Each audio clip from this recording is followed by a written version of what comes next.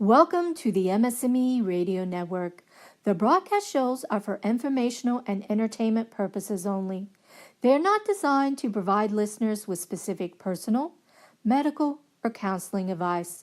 Individuals with a medical issue should always consult their healthcare provider.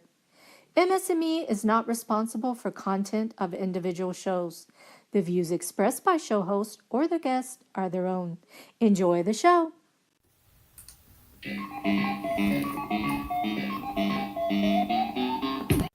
Hi, this is Dawn Melanie. Thank you for joining me today for this week's episode of Managing Self. Today's episode, Pacman Fever, shall include all the 6 elements, my 6 self-proclaimed key elements that I use daily in my successful management of my multiple sclerosis for the past 20 years and counting. In case you aren't aware of these 6 elements, they are faith, fitness, food, fun with friends and family. Monday, which is a few days ago, was like most, but it was also different. First of all, it was the first day in the past 8.5 years that I did not take a scheduled prescribed disease-modifying therapy for my multiple sclerosis. You guys may know it as a DMT, disease-modifying therapy or disease-modifying drug, DMD. For the past 8.5 years, I was on this medication. I took every 28 days infusion. I never took a medicine holiday. I didn't say, oh, well, I'll skip this month. No medicine holiday. I took it every, on schedule every 28 days. It's funny because I remember, well, first of all, Monday was when I was supposed to take it. And like I said, it's the first time in 8.5 years I didn't take it. And I can recall, like, every time I left, well, when I showed up, I'm like, hi, how is everybody doing? Greet everybody. And when I left, I was told the staff to take care. And they have a great month. And, I'll see y'all later, unless I get a new hobby sometime soon.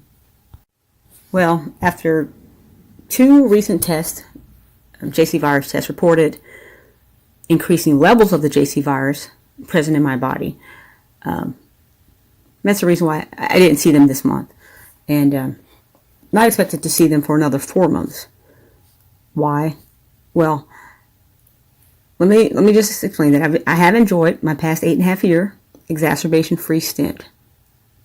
Not only did I not have a clinical flare-up, but also my at least 17 brain MRIs. I get them at least semi-annually. Yeah, half a year, twice a year. My at least 17 MRIs and a couple spinal MRIs. All of those, none of those, shall I say, demonstrated any disease progression. Now, I still have all the signs, of course, invisible ones mostly, of multiple sclerosis, but no significant additional indications have developed over the years. Any lesions that are existent, none of those are active, and that's a great thing. The radioactive contrast element injected in my veins for, so that the technician can see any disease activity. That was again negative. None have been reported. No active MS there. Kind of flashing. Oftentimes I joke and I say, you could call me Swiss cheesehead or something like that, because multiple sclerosis, maybe you probably already know, of course, the literal translation is multiple lesions or many holes, and that is in our brains. So I believe it's gadolinium, I believe is the radioactive element dye that they inject into our veins during the MRIs for contrast.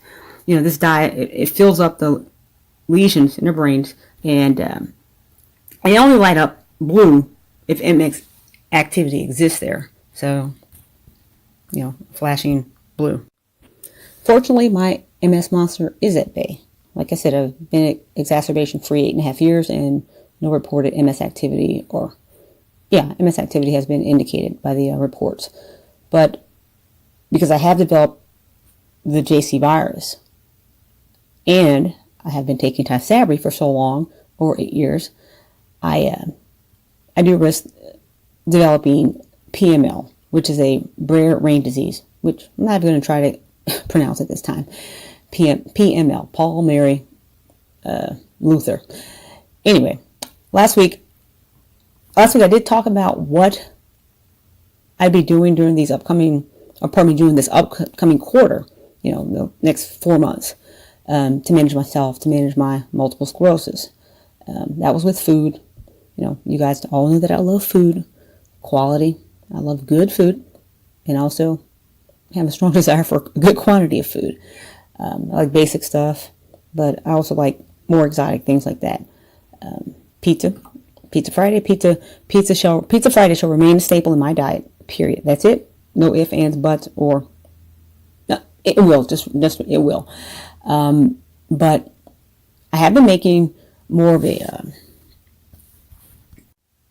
conscious effort to consume items that are consistent with a primal diet. And I spoke about this last week. More or less, I think it's pretty much eating like we should be eating anyway. Kind of like our ancestors have eaten to survive, and also mentioned how they survived. But I'm going to use this more in my diet for the upcoming quarter to have hopefully thrive. I don't want to be like, well, I'm not taking my MS medicine and kind of fall off. I want to be as active and feel just as good with the medicine or not. And my point is, I'm not relying on the medicine. I'm relying on what I can do. I want to take charge of my situation or manage myself. This Monday, I did what I do on most Mondays. I went to the gym. But before I even turned off my car to get out, I received a phone call from a friend who, I say an old friend, no pun intended. Richard is 82 years old, but we have known each other for about 3 years now. And like I said, I had expected to see him that day. At that time, that's why I specifically went there to the gym at this hour. But instead, he calls me from Baltimore, Maryland. I'm in North Texas, and it was kind of like, what are you doing there? Well, it was at a wedding. I don't know if it was a niece or something like that. But what he said, one of the first things he said was, "I'm glad you're my friend." And I said, "Well, I'm glad you're my friend as well." On this issue, we both were on the same page, and probably because I think we both share the values of friendship and honoring friendship and nurturing friendship. He was in Baltimore, Maryland, and he called to check on me because he knew that I had was going through that I was stopping taking this my medicine, my MS drug or DMT. He heard that from another friend of ours, and he was calling to check on me. And he knows that also I've done the same thing with him. I know when he has health issues or changing medicines and things like that, I do the same. So, it's funny, even though he's 30 years about 30 years 30? Wait a minute. 82? Okay, he's my senior a lot of years. Yeah, he's 82, I'm 45. 37, okay. There we go. Anyway, even though he's my senior, literally, we still share that friendship, and I think it's pretty important. It's funny because not today, but Tuesday, he called me to inform me that he had told his granddaughter about me.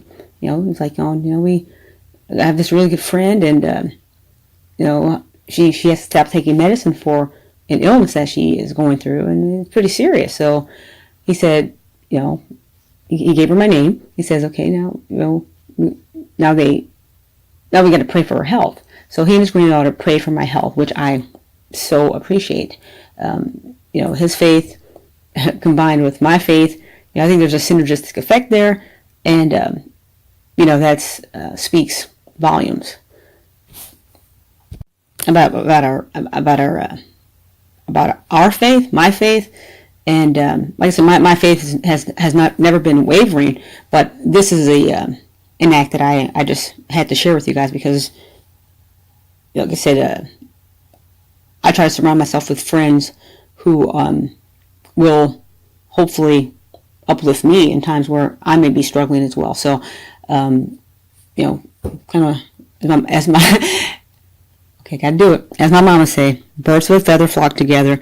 So try to surround yourselves with people who are like you, or who you at least want to be like, and can be supportive.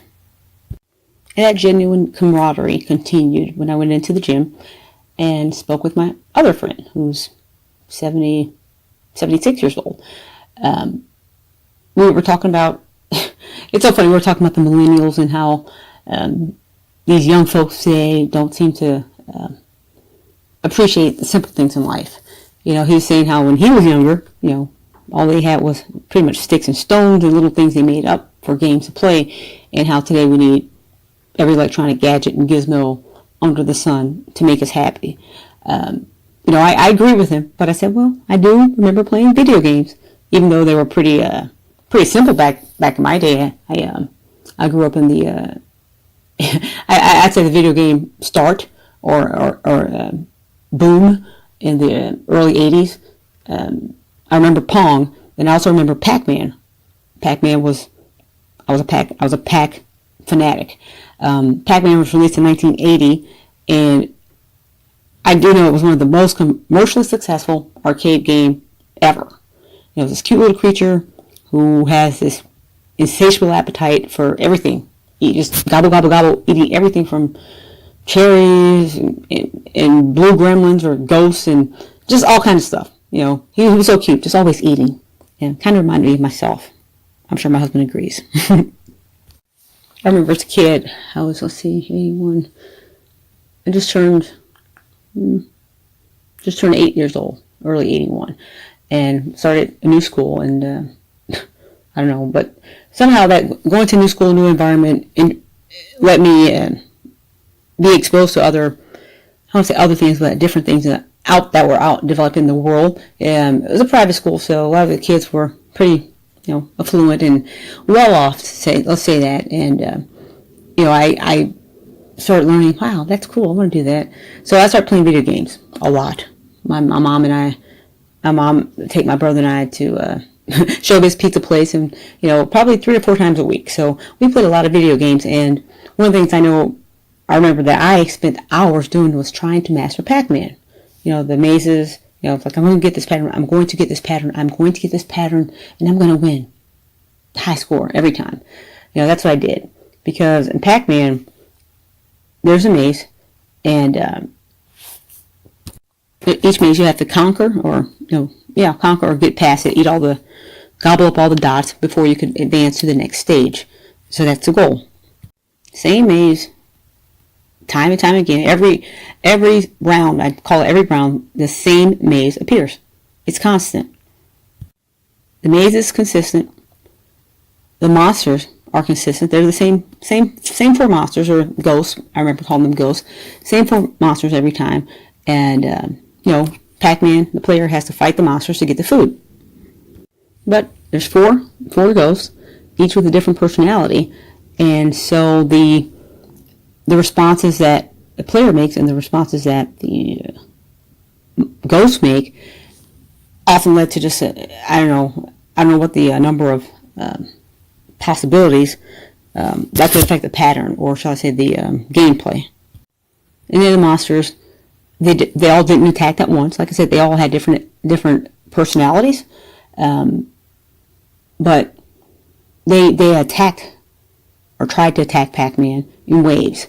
And I was like, it's kind of like, I was talking to him about Pac-Man and how much I played, and I was like, you know what, that's kind of like my MS.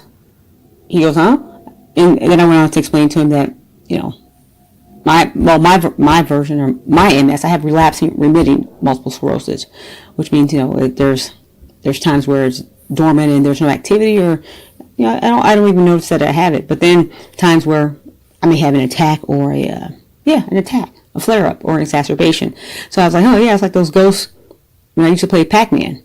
The monsters attack, the monsters retreat, the monsters attack, the monsters retreat. The monsters, you get it, repeat. This kind of goes over and over as the game progresses. Once they regroup, they do this over and over again, endlessly. I think he got a real kick out of me comparing my illness, my multiple sclerosis to Pacman. I went on to say, I said, I said, yeah. I said, I was a kid back then. And I said, yeah, it's just like MS. I'm good. And just when I'm doing good, here, out of the blue, here comes one of these little monsters. They come sneak up on you, and bam, they touch you, and, you die, I don't die, but game's over. So, like I said earlier, monsters, they attack, and they retreat, like my relapsing remitting multiple sclerosis. But as far as the game's concerned, I know that I always had the most fun when I controlled Pacman to turn the table, to have the upper hand. I don't know if you guys remember, probably most of you do. Remember those 4 large blinking white dots in each corner of the maze? 4 per game, or 4 per round, shall I say. And I was like going, wait a minute, this is similar to, did I have like 4 blinking dots? Like my 4 weeks of Tysabri, 28 days. Every 28 days, I took Tysabri, the infusion. I was like, kind of like the 4 dots on Pacman. Anyway, those Energizer pills, they were called Energizer pills. Those were Pacman's mojo. That was his arsenal, each of those Energizer pills that he gobbled up, it put Pacman in control. Now, realize that he wasn't out of the woods the entire game once he ate an Energizer pill, but only for a few moments. He had to kind of, no pun intended, run with it and accomplish everything he can. Gobble up as many dots and ghosts and cherries and strawberries as he could during that time. He persistently. One thing about Pacman, I miss it, or unlike me today, is that Pacman was always on the move. He persistently was gobbling up the dots and going after everything he could do. He was persistently a hunter, always. And when he ate the Energizer pills, that gave him the opportunity to hunt even more fiercely, to be in control. Nothing could stop him. That was just it. He was undefeatable when he ate the Energizer pills. But like I said again, not the entire gameplay. He still had to manage his challenge of the ghosts trying to attack him at different times. Always, they were always there. They're always present and moving. And that was his challenge, to always be aware of the dangers out there. And also know that he did have things that he could do and take control of. He knew where the Energizer pills were, and not to take them all at once, but take them when needed, and take them hopefully before needed, and plan ahead. Every time he gobbled one of those up, he definitely had a marked advantage over the ghosts and everything else. Because, like I said, all the ghost behaviors were unique. It's funny, I think about the complexity of a simple video game, but the number of algorithms that were developed or that existed seemed infinite. It's funny, I went on to tell my friend, Coach, everybody calls him Coach. I told him, I said, again, like Pacman, today I got my Energizer pills. It's more or less my anti-fatigue treatment. I think MS fatigue is probably one of the most prevalent complications that we endure with multiple sclerosis. It is my primary issue, and I do take medicine now to help me with that and help alleviate the symptoms. When I say the symptoms, I mean, you guys know, if you have MS, there's tired, there's tiredness, and then there's MS tiredness, also known as lassitude, and that means, I don't care how many hours of sleep you got, I don't care how rested you are, how good you ate, etc. You still are at risk, or have a likelihood of just having an unheard of listlessness and tiredness, where even getting out of bed can be difficult. Some people don't understand that. They say, well, you got a lot of sleep last night. Why are you so tired? Or why do you want to do this? And they just don't understand. Me, I know that I'm better in the daytime, but as the day goes on, I decline very, I would say exponentially, linearly, exponentially, I decline. My energy level does. And that happens, regardless of the amount of sleep I get, which I try to get 8 to 10 hours each night. But again, MS tiredness or lassitude isn't the typical person's fatigue. So in addition to our, what I call a heightened level of fatigue, people with MS, including myself, we often suffer from a phenomenon or condition called cog fog. Basically, our concentration level, our cognitive abilities are muddled, similar to how fog kind of muddles your sight while driving. We oftentimes have these times where our ability to comprehend things and process them have been affected negatively. So it's funny. I'm thinking about Pacman. I'm like, as I was talking about, my MS and Pacman. I was like, you know what? It's kind of like, I know me. If I get super tired, things just don't really make so much sense. And I liken it to playing the game of Pacman in black and white. I remember the colors. I think it was like a black screen with blue maze and white dots, and the ghosts, which all behave differently based on their personalities, how they would attack Pac-Man. Red and blue, yellow and orange, I believe. But can you imagine playing that in black and white? How I'm like, okay, so I see the ghost and I can kind of see how one is speedy and one is shy, but not quite 100%. So I look at cog fog as similar to playing a game of Pac-Man in black and white. Kind of silly, but I'm tempted to download a version of Pac-Man and go ahead and put the resolution in black and white and see how well I can do. Maybe without proper color and without it. Just it's kind of silly, but maybe I'll challenge my husband to it. Like, hey, let's play Pac-Man and see who's the best without color. Kind of like, let's see how you do with a severe case of cog fog. Anyway, just being silly. I want to close today and let you guys think about this. And I don't care if you heard it today, you heard it yesterday, or perhaps you'll hear it tomorrow. But somebody out there is going to tell you, or you're going to encounter someone who has the unmitigated audacity to analyze you and figure out your situation and what you're going through. And they'll probably tell you things that are actually not uplifting, but just the opposite. And since we're looking at Pac-Man, I look at it as when I encounter these people who are not uplifting, who are negative or toxic, it's almost like them saying, "Game over, game over," huh? Tell me my quarter game time play has expired. But I like Pac-Man as a kid. I still like Pac-Man as an adult. And being a strong MS warrior for over the past 20 years, I have no hesitation to confront anyone who tells me game over. I'll let them know. First of all, I have faith. I have a very strong faith in that my game is not over until he says it's over. So I'll continue to do the things like Pac-Man, gobble up things and avoid stuff that I can maneuver from or maneuver toward, and do things that I can do to help me foster my abilities.